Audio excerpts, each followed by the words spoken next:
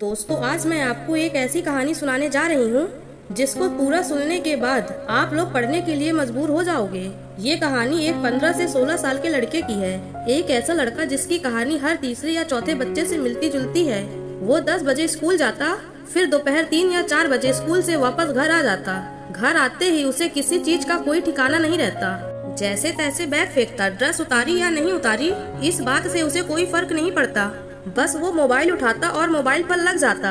कभी इंस्टाग्राम पर रील्स देखता तो कभी मोबाइल पर गेम्स खेलता। उसके 3-3 या 4-4 घंटे कैसे बीत जाते उसे कोई पता नहीं चलता। और फिर शाम को अपने दोस्तों के साथ टाइम पास करने निकल जाता और वो रात को 11 बजे घर वापस आता। उसके माँ बाप को लग रहा था कि वो पढ़ाई करने जाता है। वो लड़का बिना किसी से कुछ कहे रात में आता, खाना खाता और सो जाता और फिर सुबह 8 बजे उठता। ये थी उस लड़के की डेली रूटीन। लेकिन एक दिन जब वो दोस्तों के साथ टाइम पास करने जा रहा था, तभी उसके मम्मी पापा कुछ बात कर रहे थे। तभी वो लड़का अपनी मम्मी पापा की बात सुनने के लिए रुक गया। वहीं उसके मम्मी पापा उसके फ्यूचर के बारे में चर्चा कर रहे थे कि देखना, हमारा बेटा बड़ा होकर आईएएस बनेगा, पीसीएस बनेगा। वहीं उसके पापा कह रहे थे हमारा बेटा डॉक्टर या इंजीनियर बनेगा।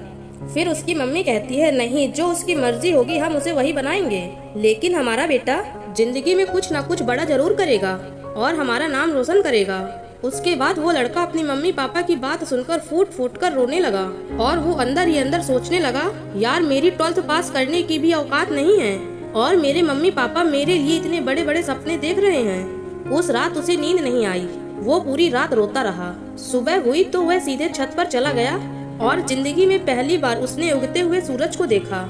उसे उगते हुए सूरज को देखकर ऐसा लगने लगा जैसे कि वो दिन उसकी जिंदगी का पहला दिन हो। और वो मन ही मन सोचने लगा, और अब तक 16 साल बीत गए और मैंने अब तक सिर्फ अपने कीमती समय को बर्बाद किया है। लेकिन कोई बात नहीं, जो होना था वो हो गया। अब तक जिंदगी काटी मैंने आराम से, लेकिन अब जिंदगी जीना है कुछ अलग अंदाज से। उसी वक्त उसने ठान लिया कि फ्यूचर में क्या होगा पता नहीं, लेकिन जो भी होगा कुछ बड़ा होगा। एग्जाम के 3 महीने बचे थे, तभी उसके अंदर से आवाज आई, यार मुझे पढ़ना है, मुझे अपने माँ बाप के लिए पढ़ना है, अपने भविष्य के लिए पढ़ना है, जिंदगी में कुछ करना है और कुछ बनना है।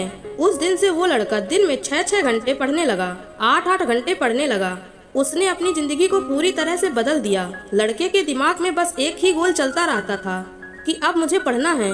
और फिर क्या था, जब रिजल्ट आया तो सब शॉक हो गए कि एक लड़का जिसके पास होने की भी हैसियत नहीं थी, उसने एग्जाम में 90% से भी ज्यादा मार्क्स गेन किए और आगे चलकर जेईई में एंट्रेंस देकर उसने आईआईटी कॉलेज पर एडमिशन करा लिया। कुछ ही साल बाद वह एक होनहार सिविल इंजीनियर बन गया। ये थी कहानी उस लड़के की।